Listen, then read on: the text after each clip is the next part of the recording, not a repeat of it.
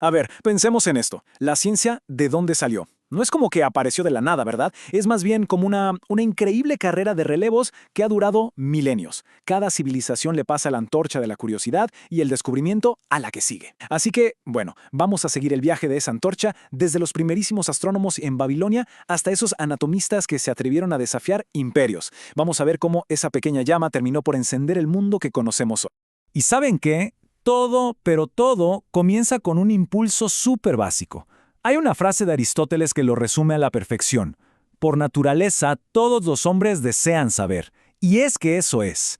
Eso captura la esencia de lo que nos hace humanos, ¿no? Ese deseo casi insaciable de entender lo que nos rodea. Esa es la verdadera chispa, la que enciende toda esta carrera de la que hablamos. Ahora, algo que nos cuesta imaginar hoy en día es que al principio la ciencia, la magia, la religión y la tecnología no eran cosas separadas. No, para nada. Eran básicamente lo mismo. Pensemos en ello como una caja de herramientas, todo mezclado.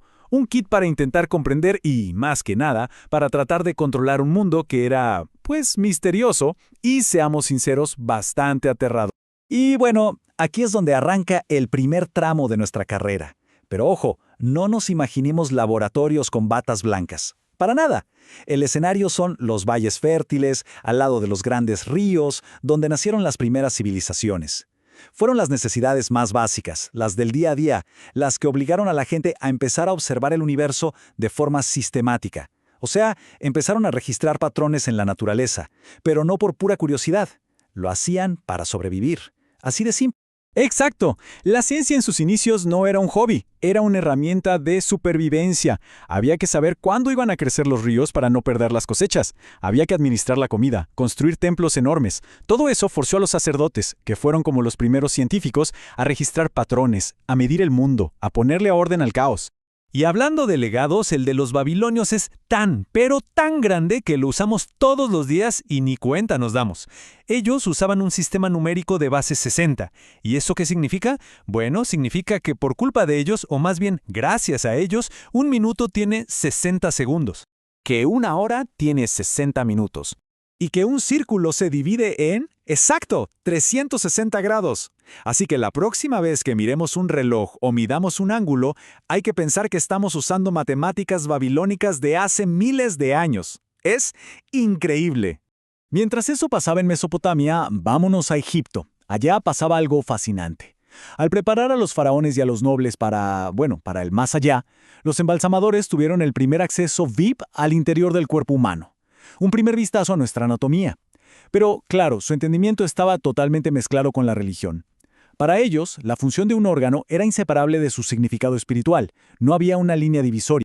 Ahora, es súper importante que no pensemos que esta carrera se corrió en una sola pista, como si fuera una competencia europea. Para nada.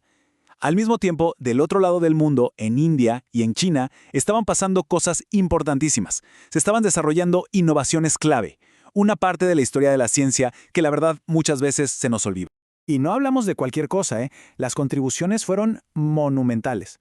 Pensemos, de China nos llegó el papel, que permitió que las ideas viajaran, la brújula que abrió los océanos y la pólvora que, cambió la guerra para siempre.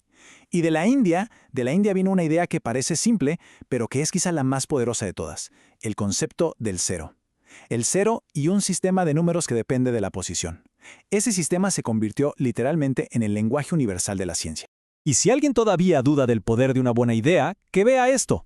A ver, intenten multiplicar IB por XY, con números romanos. Es complicado, ¿no? Súper confuso.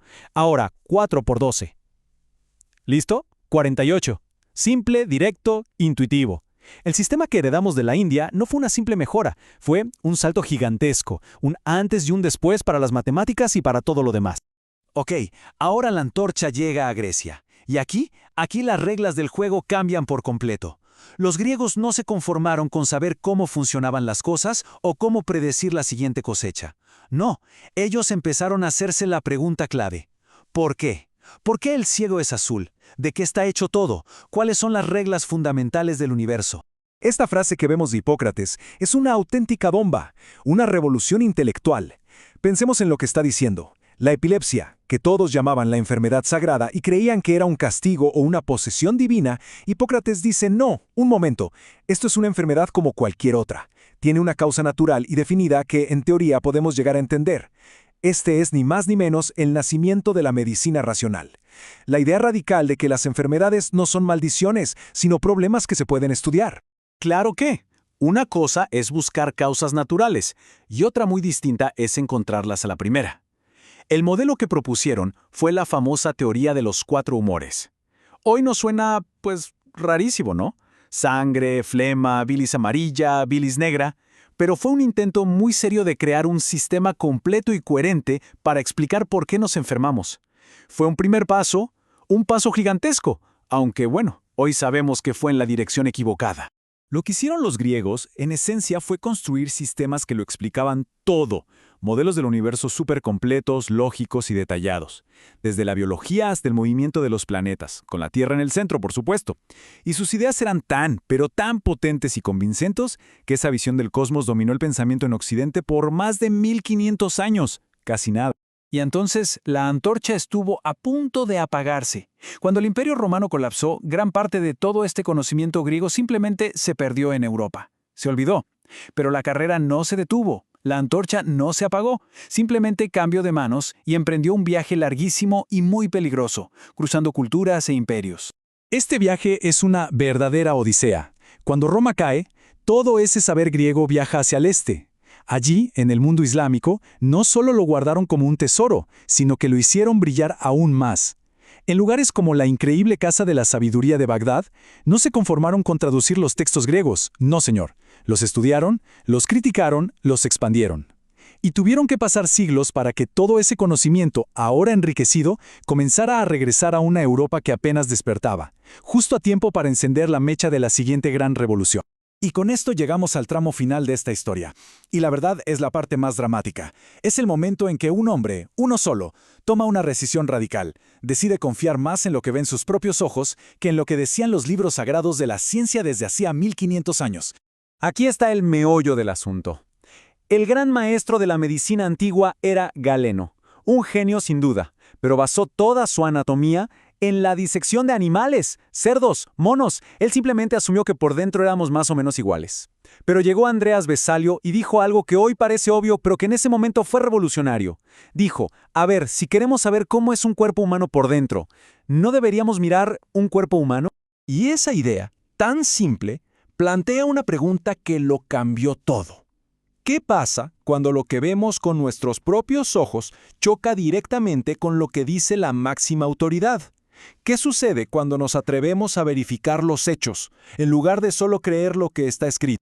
Pues esto es lo que pasa. Vesalio se puso a buscar unos supuestos poros, unos agujeritos que Galeno había dicho que existían en la pared que divide el corazón, por donde se suponía que la sangre pasaba de un lado a otro. Y buscó, y no los encontró. ¿Por qué? Porque no existían, nunca estuvieron ahí. Con esa simple observación, un pilar fundamental de la medicina que había durado 1500 años se vino abajo. La autoridad de los libros fue derrotada, no por otro libro, sino por la pura y dura evidencia. En ese momento, la ciencia moderna como la conocemos acababa de nacer. Así que, al final, esta historia nos deja con una idea muy potente. Lo que hizo Vesalio fue un acto de valentía intelectual increíble, y nos recuerda que la ciencia no es un libro de respuestas. Es un proceso continuo de hacer preguntas, de dudar, de volver a mirar. La carrera de relevos no ha terminado. La antorcha sigue pasando de mano en mano. Y eso nos obliga a hacernos una pregunta un poco incómoda.